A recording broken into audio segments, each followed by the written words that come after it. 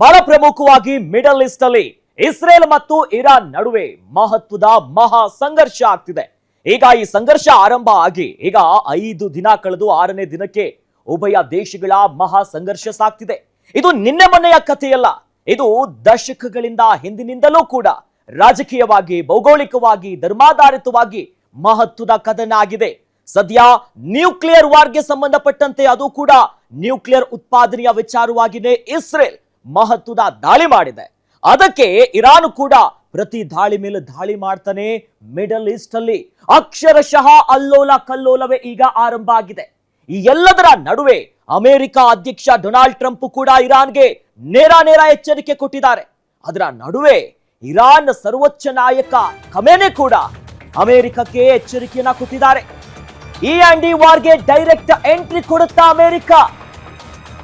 America ರಂಗ ಪ್ರವೇಶಿಸಿದ್ರೆ Iran ಬೆಂಬಲಕ್ಕೆ Russia ಬರುತ್ತಾ? Russia America ಮುಖಾಮುಖಿ ಆದ್ರೆ ಸರ್ವನಾಶದ ಯುದ್ಧ. ಅದು ಯುದ್ಧ ಇದು ಸರ್ವನಾಶದ ಯುದ್ಧ.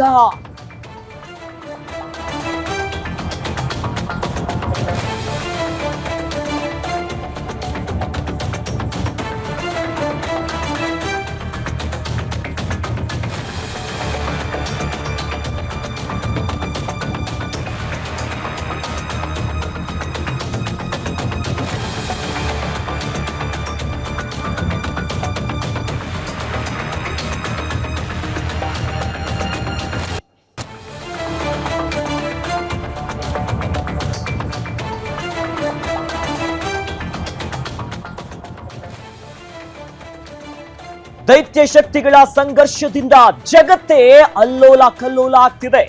ಟ್ರಂಪ್ ವರ್ಸಸ್ ಪುಟಿನ್, ಮುಂದೆ ಆಗೋದೆಲ್ಲವೂ ಕೂಡ ಧ್ವಂಸ ನೋಡಿ. ದಿಢೀರ್ ಸದಾಮ್ ಹುಸೇನ್ ಅನ್ನ ನೆನಪಿಸಿಕೊಂಡಿದ್ ಯಾಕೆ ಈಗ ಟ್ರಂಪ್ ಅವರು? ಡೊನಾಲ್ಡ್ ಟ್ರಂಪ್ ಮಾರ್ಮಿಕ ಪೋಸ್ಟ್. ಖಮೇನಿಗೆ ಈಗ ಎಚ್ಚರಿಕೆಯನ್ನ ನೀಡಲಾಗ್ತಿದೆ. ಏನಾಗ್ತಾ ಇದೆ ಇಸ್ರೇಲ್ ಮತ್ತು ಇರಾನ್ ಸುತ್ತ? ಅಲ್ಲಿನ ರಾಜಕೀಯ ಸ್ಥಿತಿ ಹೇಗಿದೆ? ಇವೆಲ್ಲದರ ನಡುವೆ ಅಮೆರಿಕ ಡೈರೆಕ್ಟ್ ಎಂಟ್ರಿ ಕೊಟ್ರೆ ಮುಂದಿನ ಕಥೆ ಏನು? ಇರಾನ್ ದೇಶದ ಬೆಂಬಲಕ್ಕೆ ಪುಟಿನ್ ಅಂದ್ರೆ ರಷ್ಯಾ ಎಂಟ್ರಿ ಕೊಡುತ್ತಾ? ಎಲ್ಲಾದ್ರೂ ಅಂತದ್ದೊಂದು ಮುಖಾಮುಖಿ ಆದ್ರೆ ಜಗತ್ತಿನಲ್ಲೇ 3ನೇ ಮಹಾಯುದ್ಧ, ಜೊತೆಯಲ್ಲಿ ಈ ಸರ್ವನಾಶದ ಮುನ್ನುಡಿ ಬರ್ದಂಗಾಗುತ್ತೆ. ಯಾಕಂದ್ರೆ ದೈತ್ಯ ಶಕ್ತಿಗಳ ಸಂಘರ್ಷದಿಂದಾಗಿ ಈಗಾಗಲೇ ಅಮೆರಿಕ ಸರಣಿಯಾಗಿ ಅಧಿಕೃತವಾಗಿ ಟ್ವೀಟ್ ಮಾಡ್ತಿದೆ. ಡೊನಾಲ್ಡ್ ಟ್ರಂಪ್ ಅವರು ಶರಣಾಗತಿಯನ್ನ ಬಿಟ್ಟು ನಿಮ್ಗೆ ಬೇರೆ ಆಪ್ಷನ್ನೇ ಇಲ್ಲ ಅಂತ ಇರಾನಿಗೆ ಎಚ್ಚರಿಕೆ ಮೇಲೆ ಎಚ್ಚರಿಕೆ ಕೊಡ್ತಾ ಇದ್ರೆ, ಬಟ್ ಇರಾನ್ ಅದಕ್ಕೆ ನೋ ನಾವದಕ್ಕೆ ಒಪ್ಪೋದಿಲ್ಲ, ನಾವು ಕೂಡ ಬಲಿಷ್ಠವಾಗಿದ್ದೇವೆ, ಸುಮ್ಮನೆ ಬಿಡೋದಿಲ್ಲ ಅಂತ ಅಮೆರಿಕ ಅಧ್ಯಕ್ಷ ಡೊನಾಲ್ಡ್ ಟ್ರಂಪ್ಗೂ ಕೂಡ ತಿರುಗೇಟನ್ನ ನೀಡಲಾಗ್ತಿದೆ. ಇವೆಲ್ಲದರ ನಡುವೆ ಅಮೆರಿಕ ಅಧಿಕೃತವಾಗಿನೇ ರಣರಂಗಕ್ಕೆ ಈಗ ಕಾಲಿಟ್ರೆ ಮುಂದೆ ನಡೆಯೋದೇ ಕೇವಲ ಧ್ವಂಸಗಳು, ವಿಧ್ವಂಸ ಅಷ್ಟೇ. ಅದರ ಜೊತೆಯಲ್ಲಿ ದಿಢೀರಂತ ಸದಾಮ್ ಹುಸೇನ್ ಅನ್ನ ನೆನಪಿಸಿಕೊಂಡಿದ್ದಾರೆ. ಯಾಕೆ ನೆನಪಿಸ್ಕೊಳ್ಳೋದಕ್ಕೆ ಏನು ಕಾರಣ? ಮತ್ತದೇ ಆಪರೇಷನ್, ಮತ್ತದೇ ದಾಳಿ, ಮತ್ತದೇ ಕ್ರಾಂತಿ, ಅದೇ ಸಾವು ನೋವಿನ ಯುದ್ಧಕ್ಕೆ ಸಾಕ್ಷಿಯಾಗುತ್ತಾ ಅನ್ನುವಂತ ಹಲವು ಪ್ರಶ್ನೆಗಳಿದೆ. ಈ ನಿಟ್ಟಿನಲ್ಲಿ ಏನಾಗ್ತಾ ಇದೆ ಸದ್ಯ ಇಸ್ರೇಲ್ ಮತ್ತು ಇರಾನ್ ಸುತ್ತಮುತ್ತ? ಯಾವ ರೀತಿಯಾದಂತ ಮಹತ್ವದ ಬೆಳವಣಿಗೆ ಆಗ್ತಿದೆ ಅನ್ನುವಂತ ಹಲವು ಪ್ರಶ್ನೆಗಳು ಮೂಡ್ತಾ ಇದೆ. ಈಗ ಅಮೆರಿಕ ಎಚ್ಚರಿಕೆ ಕೊಡ್ತಾ ಇದೆ, ಆದ್ರೆ ಇರಾನ್ ಅಮೆರಿಕಕ್ಕೂ ಕೂಡ ತಿರುಗೇಟ್ ಕೊಡ್ತಾ ಇದೆ. ಬಟ್ ಇವೆಲ್ಲವನ್ನ ಗಮನಿಸ್ತಾ ಇದ್ರೆ ಮಹತ್ವದ ಮೇಜರ್ ಡೆವಲಪ್ಮೆಂಟ್ ಒಂದು ಆಗುತ್ತೆ ಅನ್ನೋ ಎಲ್ಲಾ ಸೂಚನೆಗಳು ಸಿಗ್ತಾ ಇದೆ. ಮಧ್ಯ ಪ್ರಾಂತ್ಯಕ್ಕೆ ಅಮೆರಿಕದ ವೈಮಾನಿಕ ವಿಮಾನಗಳನ್ನ ರವಾನೆ ಮಾಡಲಾಗ್ತಿದೆ. ಬಹಳ ಪ್ರಮುಖವಾಗಿ ಮಿಡಲ್ ಈಸ್ಟ್ ಅಲ್ಲಿ ಈಗಾಗಲೇ ಇಸ್ರೇಲ್ ಜೊತೆ ಪ್ಯಾಲೆಸ್ಟೈನ್, ಗಾಜಾ, ಅನೇಕ ದಂಡುಕೋರರ ಜೊತೆನೂ ಕೂಡ ಸಾಕಷ್ಟು ಮಹತ್ವದ ಬೆಳವಣಿಗೆ ಇತ್ತು. ಬಟ್ ಅದರ ನಡುವೆ ಈಗ ಗಾಳಿಯಲ್ಲಿ ಇಂಧನ ತುಂಬಿಸುವಂತ ಮಹತ್ವದ ಸಹಾಯಕ್ಕೆ ಅಮೆರಿಕ ಮುಂದಾಗ್ತಿದೆ. ಇರಾನ್ನಿಂದಾಗಿ ಈಗ ಏನೇನೋ ಅಲ್ಲ ಸಿಚುವೇಶನ್ಸ್ ಇದೆಯಲ್ಲ, ಪರಿಸ್ಥಿತಿ ಎಲ್ಲಾದ್ರೂ ಕೈ ಮೀರಿದ್ರೆ ಅಮೆರಿಕ ಇಸ್ರೇಲ್ ನಡುವೆ ಮಹತ್ವದ ಬೆಳವಣಿಗೆ ಆಗುತ್ತೆ. ಆಗ ಇಸ್ರೇಲ್ ಸಪೋರ್ಟ್ಗೆ ಬಂದು ಬಿಡುತ್ತೆ ಅಮೆರಿಕ. 30ಕ್ಕೂ ಹೆಚ್ಚು ವೈಮಾನಿಕ ವಿಮಾನಗಳನ್ನ ರವಾನೆ ಮಾಡಲಾಗ್ತಿದೆ. ಟ್ಯಾಂಕರ್ ಮೂಲಕವಾಗಿ ಇಸ್ರೇಲ್ ಯುದ್ಧ ವಿಮಾನಗಳ ಅದಕ್ಕೆ ಇಂಧನವನ್ನ ಪೂರೈಸುವುದು, ಇದು ಗಾಳಿಯಲ್ಲೇ ಇಂಧನವನ್ನ ತುಂಬೋದಕ್ಕೆ ಸಹಾಯ ಮಾಡುವಂತ ಸಿಚುವೇಶನ್ ಅಲ್ಲಿ ಬಂದಿದೆ, ಹೆಲ್ಪ್ ಮಾಡ್ತಿದ್ದಾರೆ. ಇದರಿಂದಾಗಿನೇ ಅಮೆರಿಕ ಒಳಗೆ ನುಗ್ಗಿ ಹೊಡೆಯೋದಕ್ಕೆ ಸಹಾಯ ಆಗುತ್ತೆ. ಈ ನಿಟ್ಟಿನಲ್ಲಿ ವೈಮಾನಿಕ ವಿಮಾನಗಳ ರವಾನೆ ಆಗ್ತಿದೆ. ಸಾಲಾಗಿ ಅಮೆರಿಕ ಸಿದ್ಧತೆಯನ್ನು ಮಾಡ್ಕೊಂತಿದೆ. ಅಮೆರಿಕ ಇಸ್ರೇಲ್ಗೆ ಸಪೋರ್ಟ್ ಮಾಡ್ತಿದೆ. ಈ ಟ್ಯಾಂಕರ್ ಮೂಲಕ ಇಸ್ರೇಲಿನ ಯುದ್ಧ ವಿಮಾನಗಳಿಗೆ ಇಂಧನವನ್ನ ಪೂರೈಸಬಹುದು. ಎಲ್ಲಿ ಹೇಗೆ ಅಂತೀರಾ? ಅದು ಗಾಳಿಯಲ್ಲೇ ಆ ವಿಮಾನಗಳಿಗೆ ಇಂಧನವನ್ನ ತುಂಬಿಸುವಂತ ಸಹಾಯ ಮಾಡ್ತಿದೆ. ಸಕಲವಾಗಿಯೂ ಕೂಡ ಇಸ್ರೇಲ್ ಬೆನ್ನಿಗೆ ನಾವಿದ್ದೀವಿ ಅನ್ನುವಂತ ಭರವಸೆಯನ್ನ ಕೊಟ್ಟಿದೆ.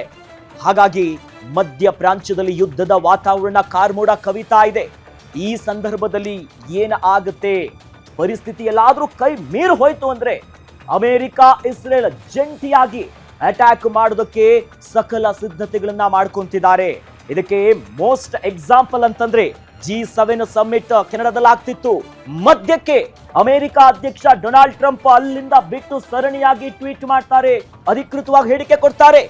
ಶರಣಾಗತಿ ಬಿಟ್ರೆ ನಿಮಗೆ ಬೇರೆ ಆಪ್ಷನ್ ಇಲ್ಲ. ಇರಾನಿನ ಸರ್ವೋಚ್ಚ ನಾಯಕ ಎಲ್ಲಿದ್ದಾರೆ ಅನ್ನೋ ಮಾಹಿತಿ ನಮ್ಗಿದೆ. ಅವ್ರನ್ನ ಕೊಲ್ಲೋದೇ ನಮ್ಮ ಗುರಿ ಅಲ್ಲ, ಬಟ್ ಎಚ್ಚರಿಕೆ, ನೀವು ಶರಣಾಗತಿ ಆಗ್ಲೇಬೇಕಂತಾರೆ.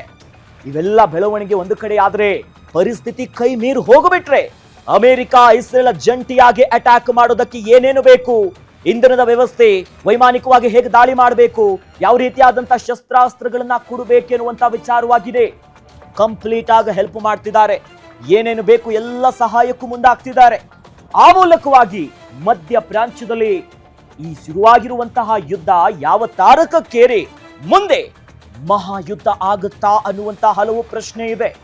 ಈಗ ಅಮೆರಿಕ ಇಸ್ರೇಲಿಗೆ ಸಪೋರ್ಟ್ ಮಾಡ್ತಿದೆ, ಜೊತೆಯಲ್ಲಿ ಇರಾನ್ ಸಪೋರ್ಟಿಗೆ ಯಾರು ಬರ್ತಾರೆ, ಎಲ್ಲಾದ್ರೂ ರಷ್ಯಾ ಎಂಟ್ರಿ ಕೊಡ್ತು ಅಂತಂದ್ರೆ ಮುಂದೆ ಏನ್ ಆಗಬಹುದು ಅನ್ನುವಂತ ಹಲವು ಪ್ರಶ್ನೆಗಳು ಅಂತಾರಾಷ್ಟ್ರೀಯ ರಾಜಕೀಯ ವಲಯದಲ್ಲಿ, ಅಂತಾರಾಷ್ಟ್ರೀಯ ಮಟ್ಟದಲ್ಲಿ ದೊಡ್ಡ ಮಟ್ಟದ ಚರ್ಚೆ ಕಾರಣ ಆಗಿದೆ. ಟ್ಯಾಂಕರ್ ಮೂಲಕವಾಗಿ ಇಂಧನ ತುಂಬಿಸೋದು ಈಗಾಗಲೇ ಸಕಲ ಸಿದ್ಧತೆಗಳನ್ನ ಮಾಡ್ಕೊಂಡಿದ್ದಾರೆ. ಆ ನಿಟ್ಟಿನಲ್ಲಿ ಅಟ್ಯಾಕ್ ಮಾಡೇ ಬಿಡೋಣ ಅಂತ ಟ್ರಂಪ್ಗೆ ಈಗ ಕಮಾಂಡ್ ಮೆಸೇಜ್ ನ ಕೊಟ್ಟಿದ್ದಾರೆ.